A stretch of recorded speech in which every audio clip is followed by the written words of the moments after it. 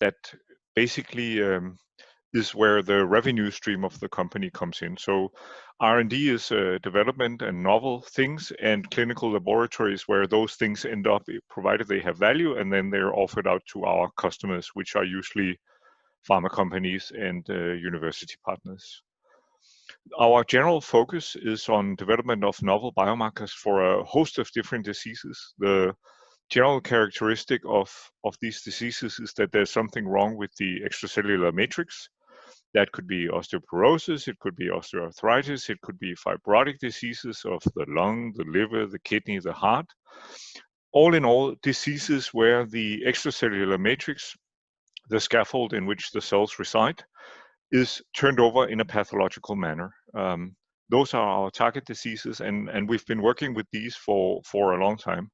In addition to that, and that's actually where I reside, we have a small group of people here working on novel therapeutic candidates for metabolic diseases. That group is very much dependent on the rest of the company because, as you probably know, development of novel therapeutics is an expensive endeavor, and therefore the majority of the company focuses on the biomarkers, which is also where the revenue stream of the company comes from. And then, provided there's a little bit of additional money in the bank, there's money to go into the novel therapeutics, which is where I work. So these are very long sentences which basically state the vision, the mission, and the values of Nordic Bioscience. Instead of reading these out loud, what we're trying to do is to develop biomarkers which can be measured in different fluids collected from patients, and which can then be used to help treat the patients the right way. Overall, there's a lot of patients on the planet that have a disease but are treated with either where there's no drug applicable or where they're treated with a drug that doesn't work very well in them and where it provokes more off-target effects than on-target effects, and therefore gives adverse events. And our scope is really to provide these different disease fields with a biomarker toolbox that will allow them to identify the right group of patients and to treat them with the right kind of drug. And that's what I've tried to, that's what written in these very long sentences. Overall, we are a very science-driven company. We take great pride in publishing scientific literature. This year, I think we are closing in on 60 publications this year, coming out of the research group of roughly 100 people. We have more than 30 years of experience in developing biomarkers, and we have more than 80 biomarkers, which we at the moment run in our certified laboratories. And then of these, several of them, I can't see them because of the pop-up panel out here. And if you can see that we've actually measured closing in on 300,000 data points in our laboratory last year, which is quite a significant chunk of data. So that's overall what we do, how we do it.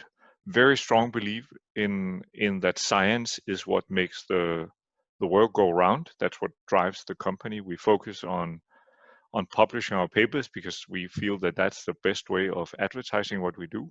And we develop novel biomarkers, we validate these biomarkers, and we bring them all the way to the FDA to have them certified for measurement in clinical trials if that's what's needed.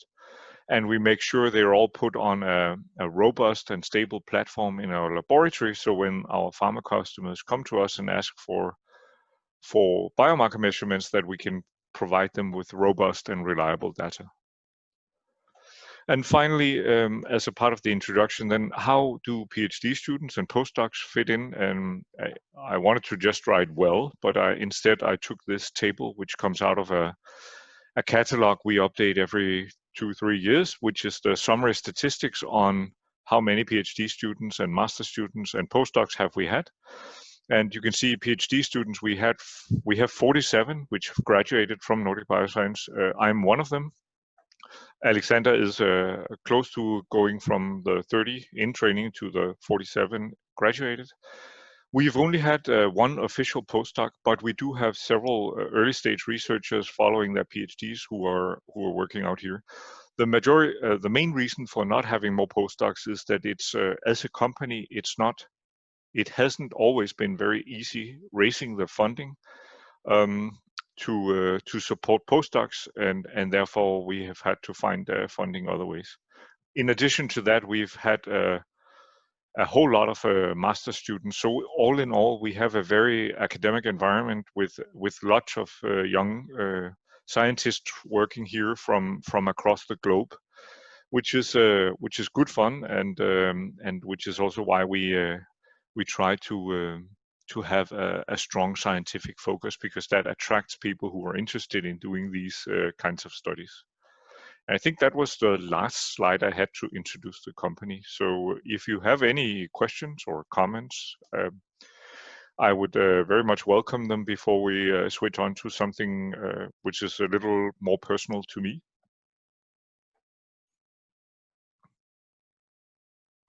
And just be aware, I cannot see the chat while I'm presenting, so please just state out your question loud.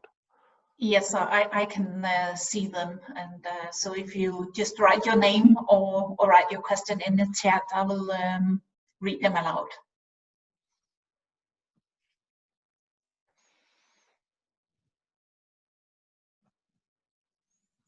I think you can continue, Kim. All right, I will do that. Okay, so just a very brief introduction to myself. Jette sort of mentioned it. I'm a biochemist from the University of Copenhagen, and I graduated in 2001.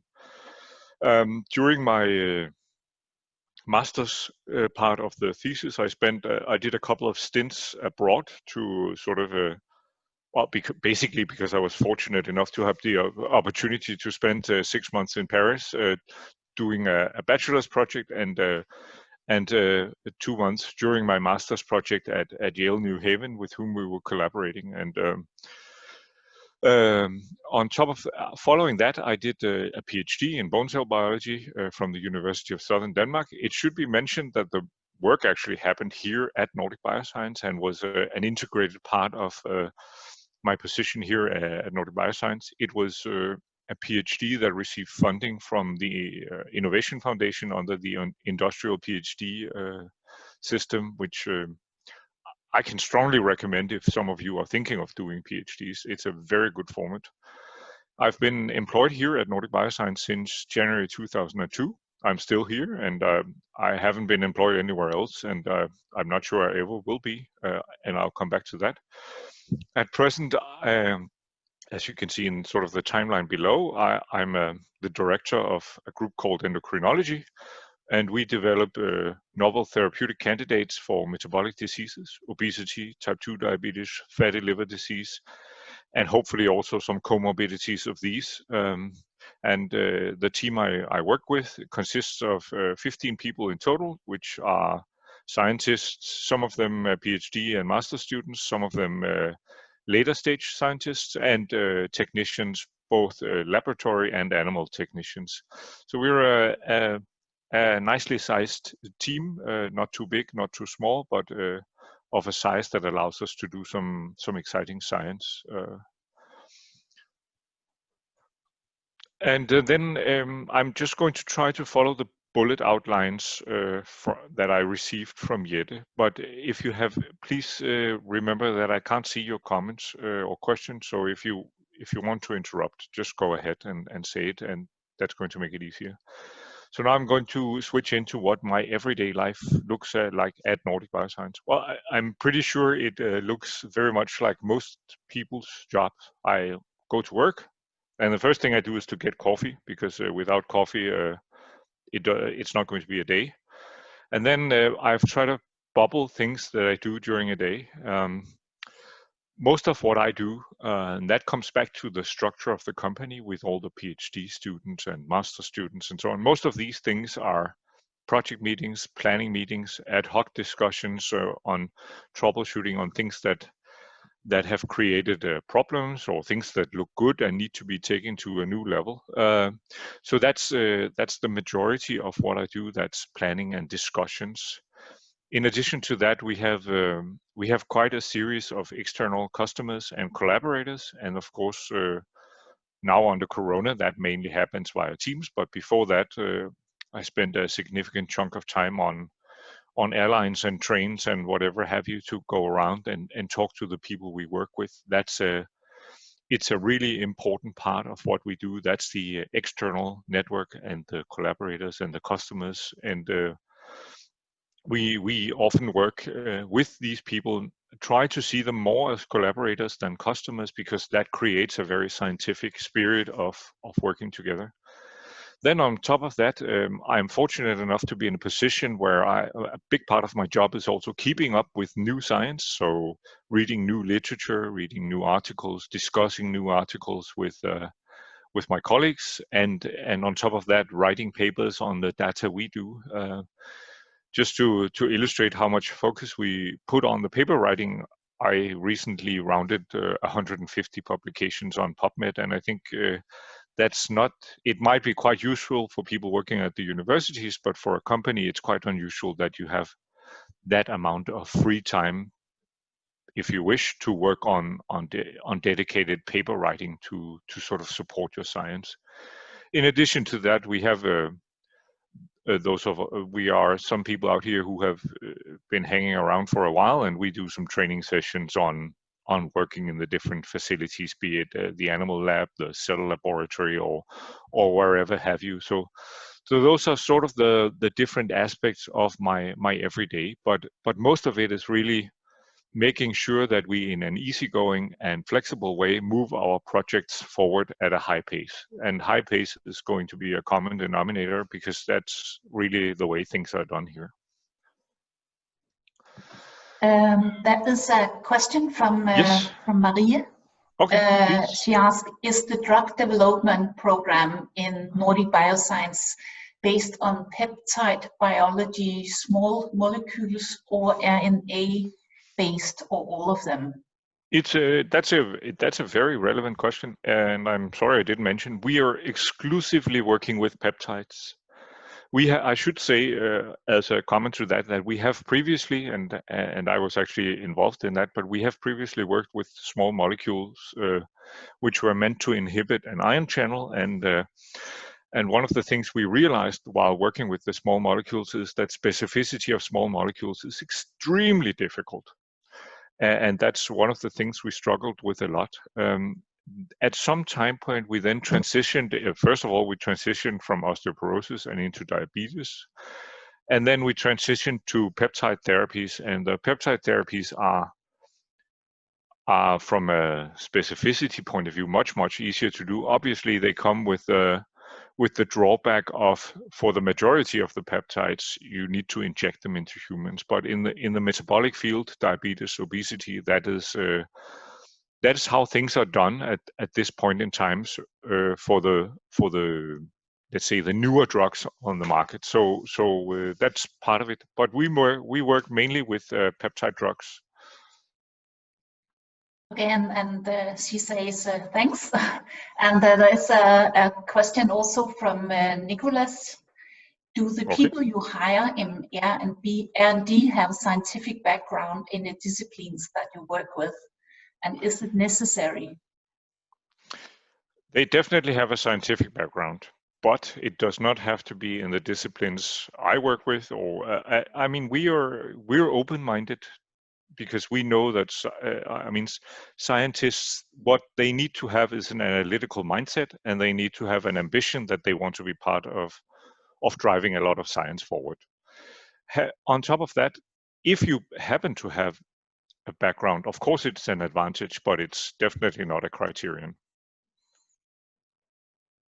I mean, we have a lot of people who come in here doing their PhDs, and actually most of the, let's say, later stage scientists at the postdoc level we have here are people who've done their PhD here. We have relatively few people who come in after doing a PhD and in here. But I mean, there are more people by now than there used to be, but still most of them come in and sort of learn science the way we think it should be done during their PhD.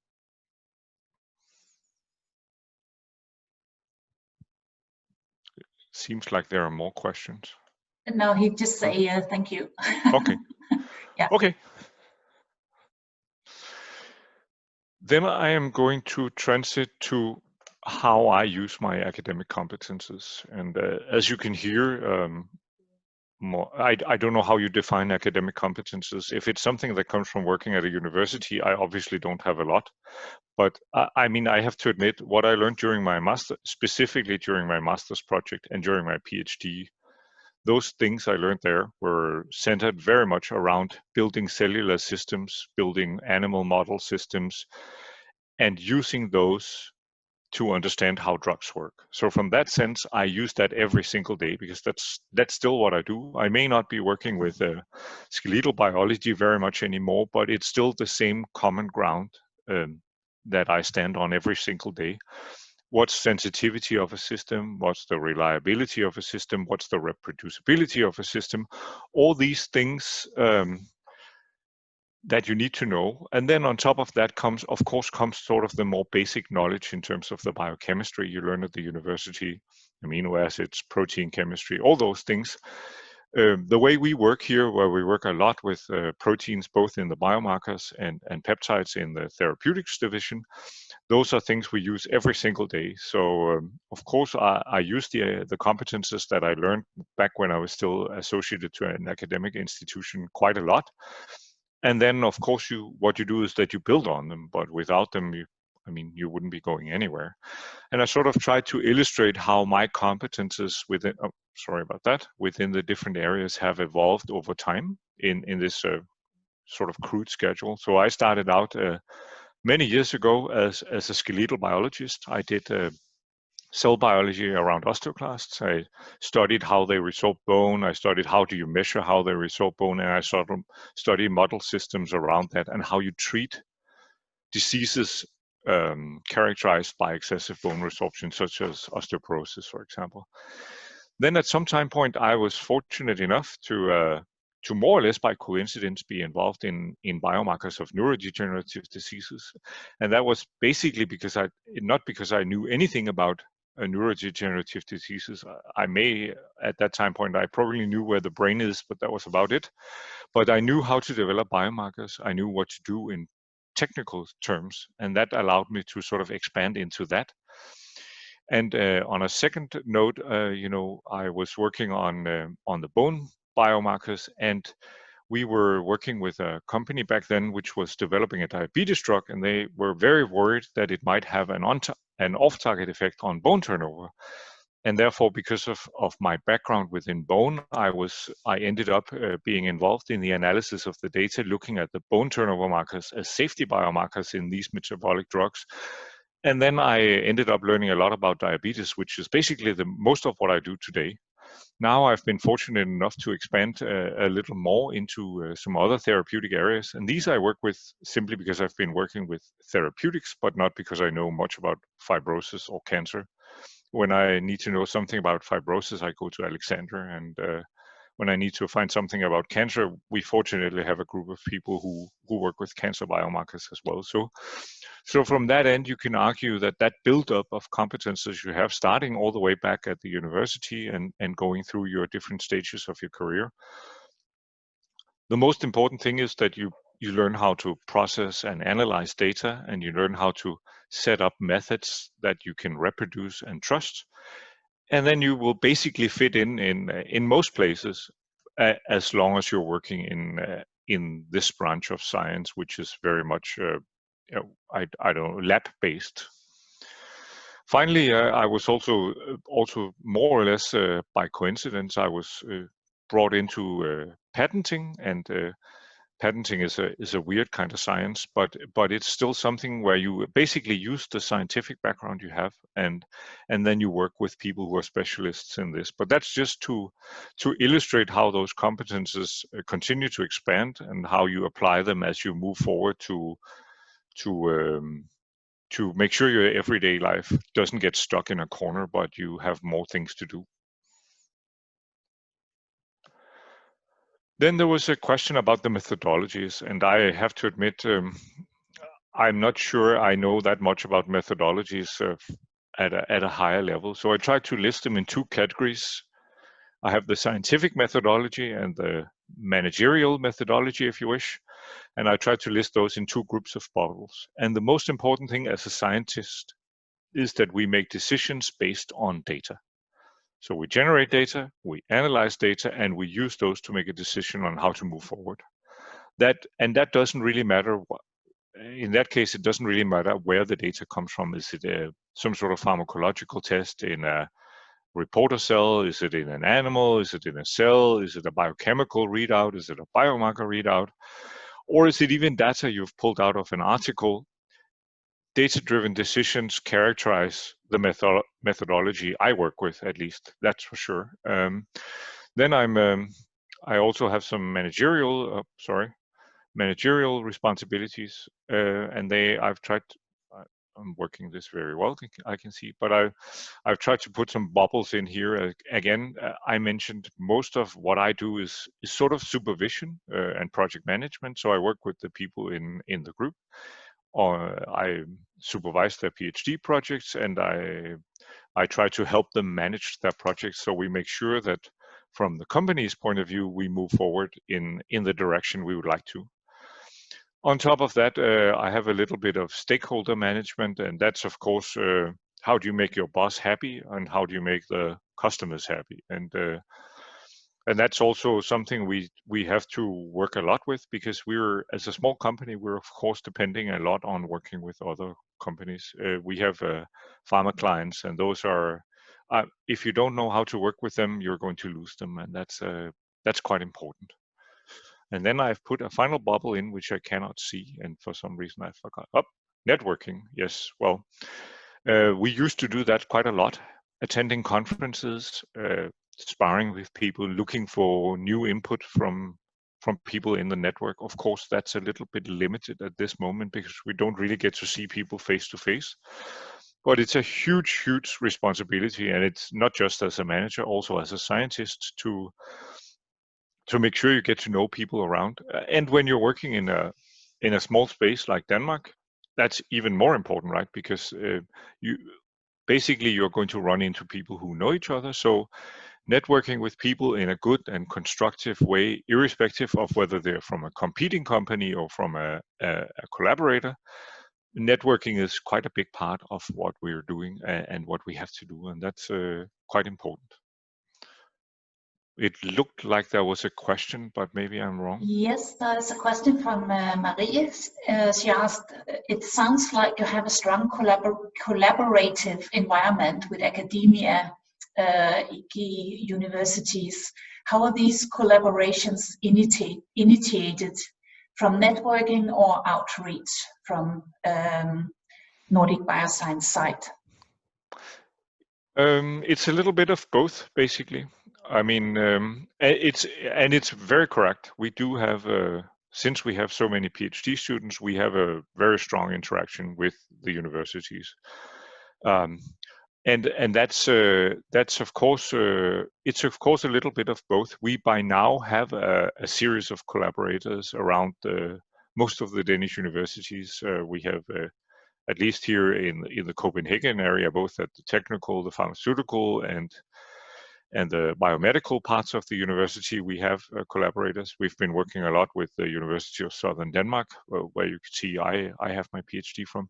And most of these come through, from common interests, but also from the network of some of those of us who've been here for a while.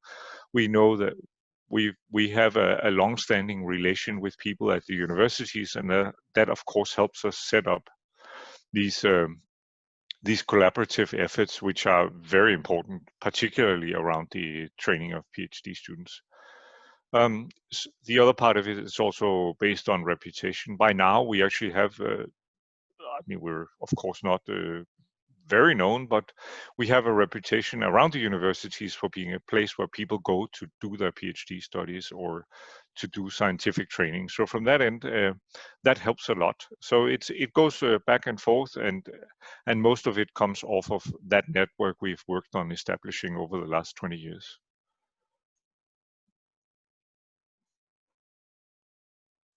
All right.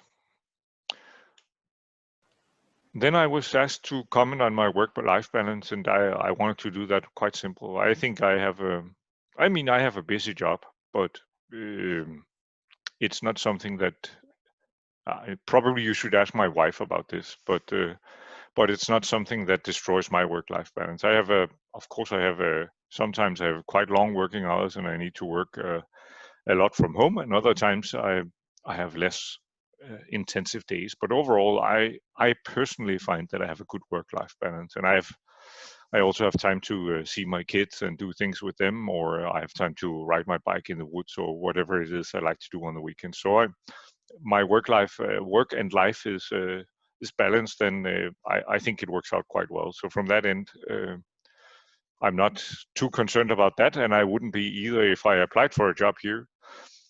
Expect to be busy, but busy is good as long as it's constructive, and it can be kept at a level where you don't get stressed from it. Busy just means you're actively doing a lot of things, and you are working on things you're interested in. And then being busy is just is a good thing. So that's that's how I see it. But again, I'm biased. This is my life. This is my life, and I don't know whether the people I live with see it the same way. Finally, why do I like working here? The most important thing to me personally has nothing to do with money or placement. It's something to do with the fact that I actually find my job quite exciting. It's funny. I have good colleagues. I have a good team to work with. So I actually thoroughly enjoy going to work every single day. And I think a lot of that comes down to the scientific focus of the company, where we have a continued opportunity to learn a lot of new things. That helps. We have a big network of collaborators. I miss seeing those in life, in person, because we haven't been doing that. But it's also a very inspirational thing to be a part of a big network, to meet these people who, and it doesn't really matter to whom you talk with in this industry. Most of the people are going to be very interested in what they do. They're going to be highly dedicated to the tasks, and they're going to be exciting to talk with. So from that end, we're really spoiled when it comes to people we work with. Another thing that's important for me is also that I have quite a large input on what I'd like to do. Of course, there are things I don't like to do that I need to do, but in general, 95% of what I do are things that I like doing and that I can impact in which way I would like to do them, and that matters a lot. That's a good thing as well. Finally, I like writing articles. We publish a lot of papers, as I mentioned on a couple of occasions, and that's a big reason for being here at Nordic. I can't say I've been looking a lot, but of course I've been looking at other job opportunities during my career. But I haven't found that combination where I thought I could tick all these boxes at the same time. I'm sure that's doable, but I haven't found it, and that's one of the reasons I really like Nordic, and that's also one of the reasons I've been here for very long. I think this is the final one, actually. Company culture. I was asked about that, and I think I've mentioned most of it already. Science is really the key. It's strongly supported to do scientific things, and it's used as motivation. I think most people, when they think about whether they want to do a scientific career, some of it involves the possibility of doing a PhD and writing a lot of articles. And that we do a lot. We use that as motivation. We have competitions between the individual research groups on who publishes the most papers, and not just who publishes the most, but also who publishes the best papers. So we use it as a motivational tool. We use it as to bring up the competitive drive. I think that's important, and I think it's good fun. And then another thing I like a lot about being here, I like the next sentence, which is actually a quote from the owner of the company. He says, "It's better to make a wrong decision than no decision at all." And I actually kind of like that, because that means you don't get stuck in big, old, heavy decision-making processes. You think about ups and downs, and then you move forward. And it's not just wording; it's actually how things work here. I've experienced that personally, and I think that's a good attitude, because the other thing, the opposition to that is making sure that every single decision is right, but that makes it very heavy and very slow. And I think that comes back to the next point, which is that it's not a very hierarchical company. If you want to talk to the boss, you go down and knock on his door, and he will, in most cases, have some time to talk to you, independent of whether you're a master's student, a PhD student, a scientist, or a group leader for that matter. I mentioned teamwork, I mentioned performance culture. We have a very social environment here, and I think that a lot of it comes down to all the young and ambitious people we have here. Who we have common dinners here. These are connected to our journal clubs, where we encourage people to stay longer and write some papers, and read some papers, or plot some data, and discuss with their colleagues. And then every 2 weeks we order dinner from somewhere outside, and then we have that together. So I think that's a big part of why we have a good social environment out here. And as a fun fact to that, the way we do that is that when we've published a paper, we order some nice food, and when we've not published a paper, we order some pizzas from the local pizza shop. So there's an incentive to write your papers all the way through. Then the final bullet point is that we have a very international environment. We have PhD students, we have scientists from basically around the world. We have a couple of people from China, several from Greece, we have from Italy, we have, from pretty much around the globe. And to me personally, that's very inspiring. I like meeting people who've come here from the outside and hearing their stories on why they've come here, what they would like to achieve from being here, and so on. So it's just to me, and yes, I'm very biased from a Nordic point of view, but to me, it's a very nice combination of science and really good and motivational colleagues, and that's why I like being here, and that's also what I like very much about the company culture. And I think that was the last thing I had in mind. Yes, thank you. And there's a question from Maya. She asked, if people stay overtime, are they paid for it? No. We have that sounded quite harsh, but I mean, as a scientist, we don't work with overtime.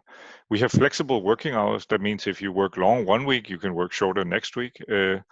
But we don't decidedly pay people for overtime. And I actually think that you will find that hard to find in any scientific job.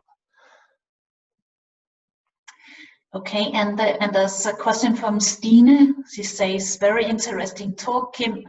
Can you give some advice for graduated PhD students who want to pursue a career as a research scientist in the industry? I can try. Well, I mean, the first thing is reach out. You need to contact all the companies and let them know you are there. And you need to, of course, scour the internet for all sorts of job ads that relate to scientific jobs. Having said that, I think a lot of these positions are probably taken up by people internally in companies, and therefore it's very important to reach out. Reaching out, I would recommend using LinkedIn. Go on LinkedIn, find the people you're interested in communicating with. Make sure you write a carefully written message to them. Think very carefully about what you include. Don't start out by including your CV and saying, I'm this and this, and I can do all these things. Make sure you do your homework on what they do, why you're writing to them. So when you do write to them, they get the feeling that you've taken the time to do it carefully. That's, to me, very, very important. For example, when we post job ads out here and we receive applications and I remember we receive 100 to 200 applications for each individual research position, something like that. And the first thing you do is you filter them. And the easy way to filter them is to filter everything that's done sloppily. Are there typos?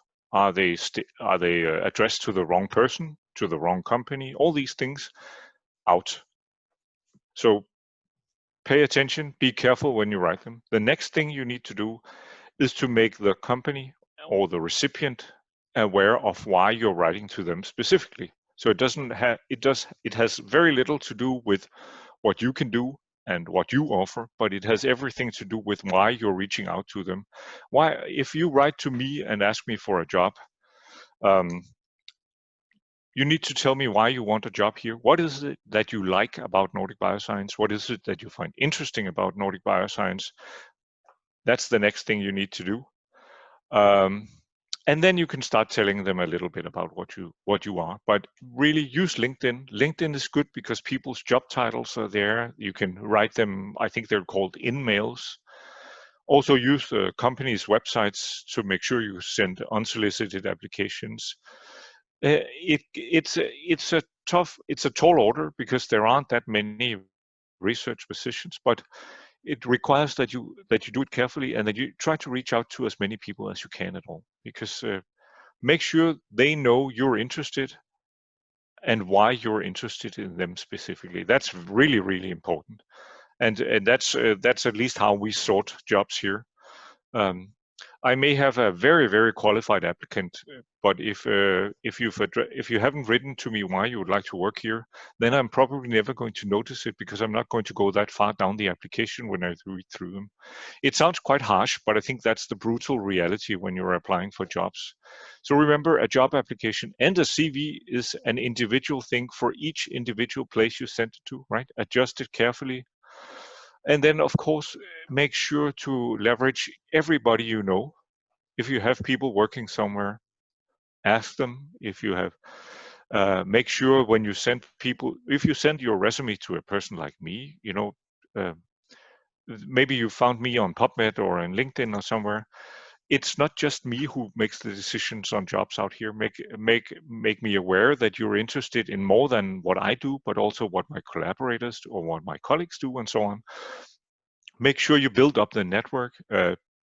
Most people will, in many cases, you'll be able to get an informal interview. At least that's how I do it. And then what I do is to keep sort of a bank of people I've met with informally. And you can be damn sure I'm going to tell you from the starting point whether I have an open position or not. But in many cases, I like meeting people simply because then if they are still available when a position opens up, in my case, then I know who to reach out to. So that's you need to get on those who hires radar and find a way to stay on their radar. So that would be my advice. But also be thorough when you do it, right? Sloppiness in terms of job application just makes your application end up in the shredder the minute it arrives. I hope that helped a little bit. Yeah, thank you very much. And there is a question from Sine. Do you have any medical doctors working in Nordic Bioscience? Only the guy who owns the company. And that's actually not right. We have a sister company called the Sanos Clinic, which works together with a company called Nordic Bioscience Clinical Development. They're a sister company of Nordic Bioscience, and they have medical doctors. They even have a clinic, and they run clinical trials working with pharma companies. So there they have medical doctors working. Out here in the research division, I actually don't believe we have any medical doctors, but that's not because we don't want medical doctors. It's just because it's not very common for medical doctors to go through research training in the form of PhD studies that focus a lot on small cell assays or biochemistry or stuff like that. Okay, thank you, Kim. I think that was the last question for now. Okay. I think we should